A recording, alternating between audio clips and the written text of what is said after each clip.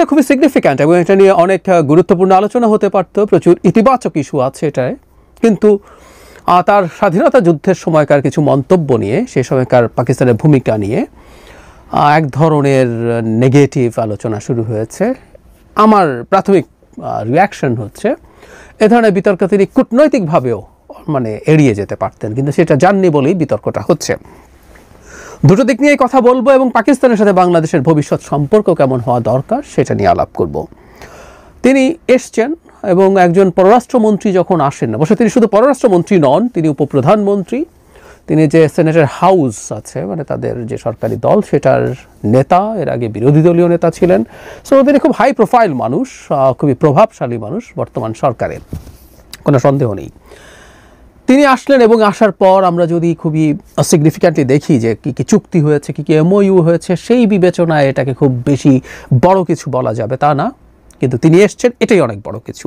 আমরা প্রাথমিকভাবে একটু দেখে রাখি কী কী চুক্তি এবং এমওইউ হয়েছে। একটা চুক্তি হয়েছে, দুই দেশের সরকারি ও কূটনৈতিক পাসপোর্টধারীদের ভিসা বিলোপ চুক্তি সই হয়েছে।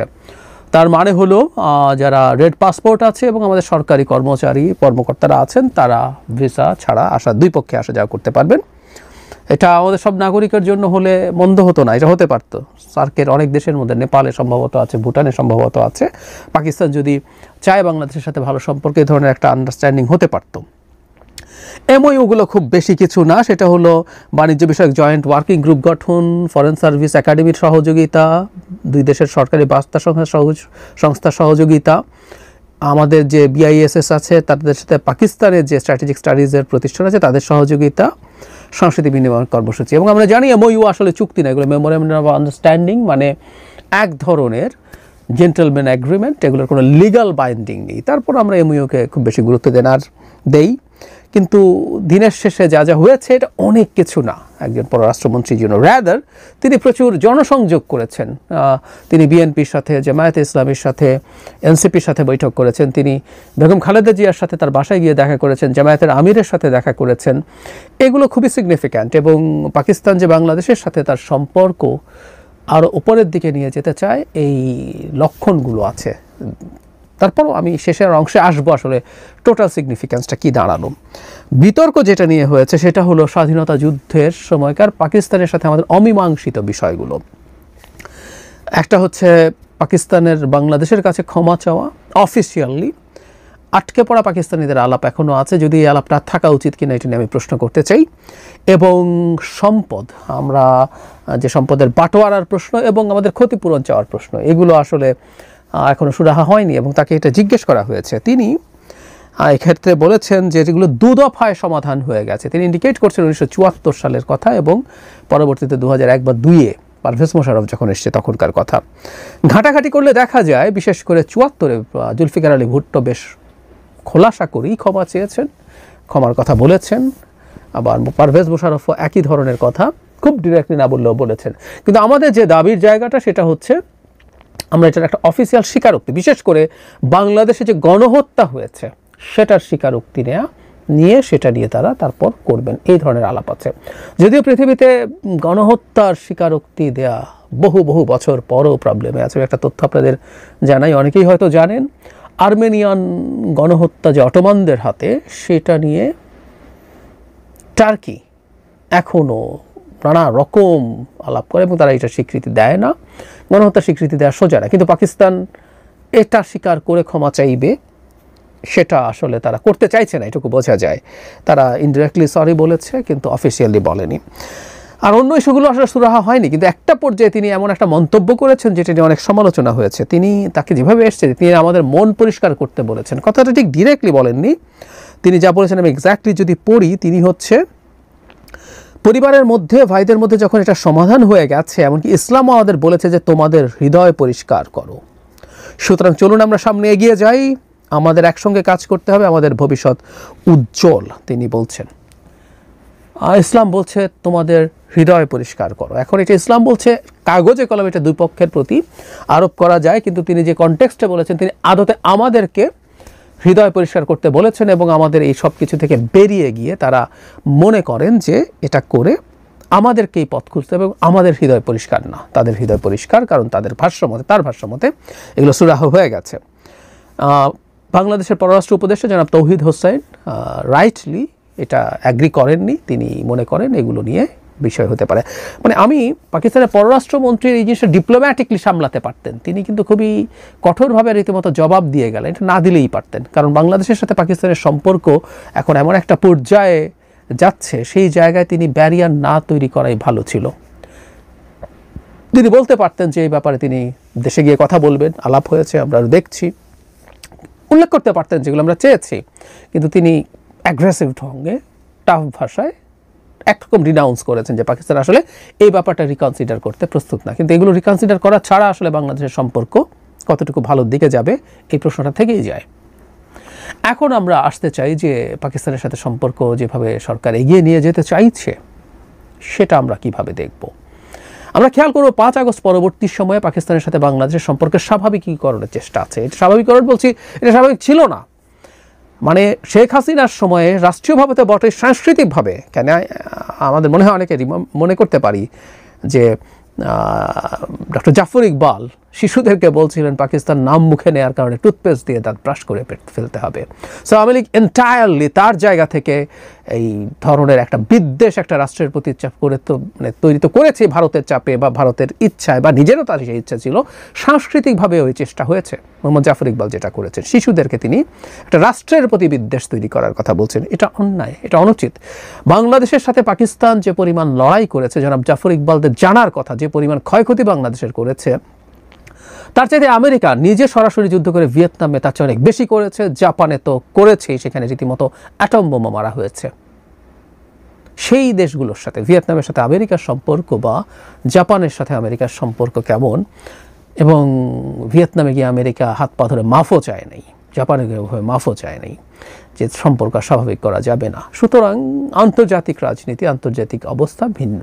আবারও বলছি, প্রায় কাছাকাছি সময়ে আমরা যখন মুক্তিযুদ্ধ করছি তখনও আমেরিকা ভিয়েতনামে বিভৎস রকম ধ্বংসযজ্ঞ চলে। সেই তুলনায় পাকিস্তানের ধ্বংসযজ্ঞ আসলেই অনেক কম, মানে রাষ্ট্রের উপরে ধ্বংসযজ্ঞ। পাকিস্তান গণহত্যা করেছে গুলি করে, এদের ক্ষেত্রে হত্যা তো বটেই, এবং দেশকে ধ্বংসস্তূপে পরিণত করে ফেলা হয়েছে।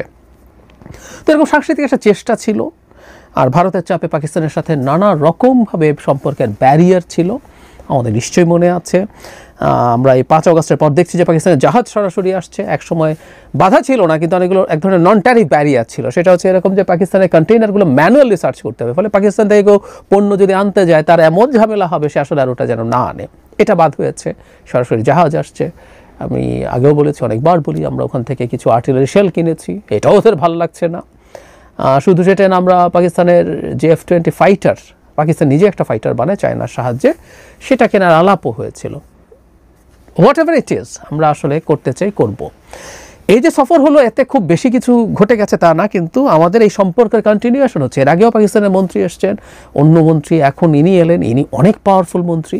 তিনি আসার কারণে এবং কনটেক্সটটা দেখব আমরা, যখন ভারতের সাথে আমাদের সম্পর্কটা খুবই খারাপের দিকে, ভারতের কারণে, ভারত এই সম্পর্কটাকে নষ্ট করে রেখেছে, তখন বাংলাদেশ চায়নার সাথে যোগাযোগ বাড়িয়েছে, পাকিস্তানের সাথে যোগাযোগ বাড়িয়েছে, এবং পাকিস্তানে খুবই চেষ্টা করছে। 5 আগস্টের পরবর্তী সময়ে পাকিস্তানের রাষ্ট্রদূতরা, বিশেষ করে যে রাষ্ট্রদূতকে পাকিস্তান প্রত্যাহার করে নিলেন, তিনি অত্যন্ত অ্যাক্টিভ ছিলেন ঢাকায় বিভিন্ন ক্ষেত্রে মানুষের সাথে সম্পর্ক উন্নয়নের জন্য, এবং পাকিস্তানও তার জায়গা থেকে করছে।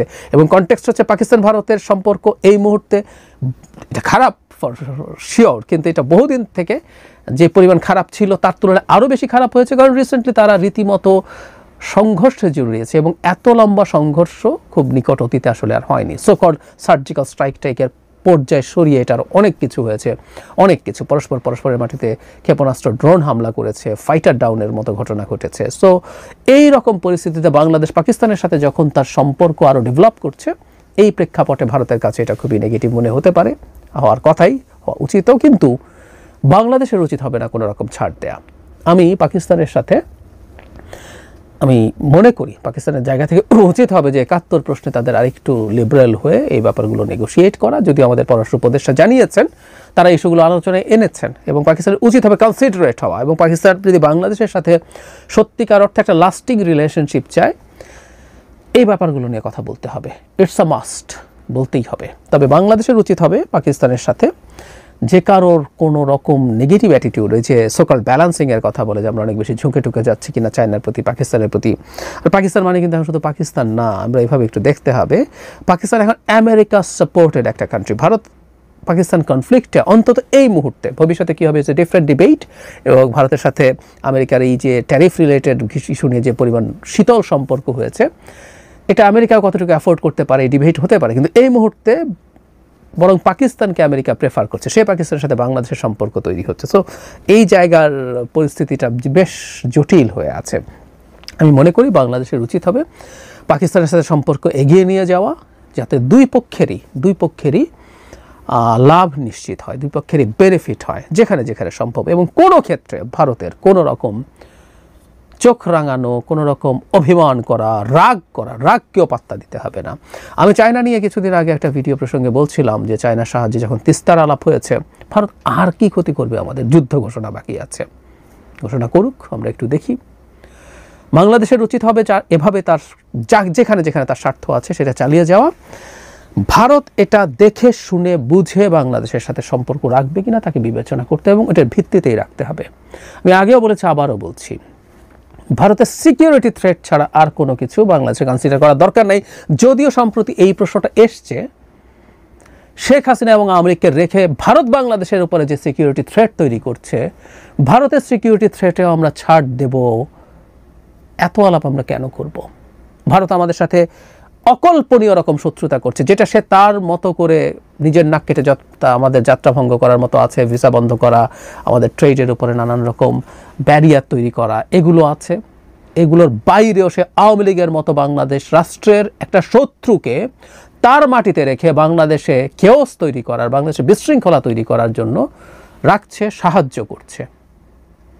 ভারতকে এই ব্যাপারগুলো কনসিডার করতে হবে। এবং বটম লাইন, আমরা যার সাথে ইচ্ছা, যেভাবে ইচ্ছা আমরা সম্পর্ক রাখবো। ভারত নিজেই তাই